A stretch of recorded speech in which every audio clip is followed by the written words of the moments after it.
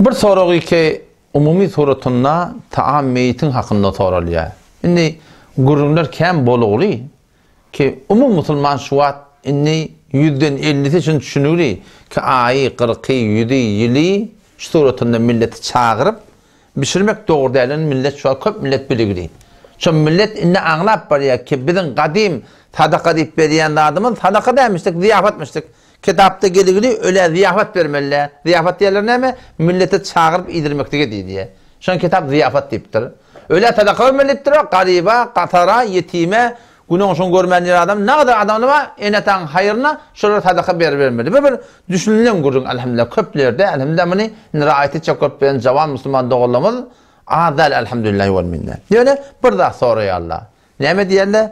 Bir diye ayı 40'ı 100'ü yılı verecek ya diye. Sonra bir şunu anırda verecek diye.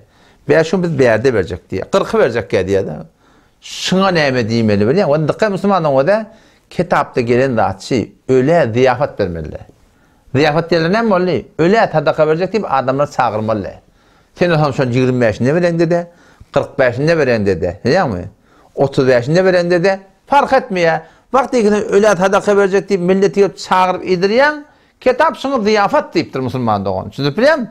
O hamdının bir şunu ağlayacakında, bir şunu beğenecekinde ol ziyafatın hükmüne hiç orta çıkmıyor. Aslında o da ben geçen gururuma aytiyana o da öyle sadaka vermeli olsa ay 40'ı 100'ü yılı falan kullan yağıttan çıkarmalı. Her günde verin, her haftada verin. Kime verin yani? Gerekli adama verin.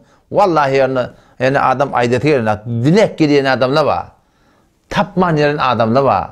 Aslında manakim bir yağdayla var şu milletin arasında adam yürün avu yaşarlar görüyordu. Vallahi şu belediyenin de atmışları belediye var bizim aramızda bir tane garip kalacak ki. O zaman şu daydan şol gururun ki aydılya gurur hamana beşini anı çekecek, beşini beyre çekecek fark etmiyor Müslümandan. Hem de kitap ziyafat deyiptir.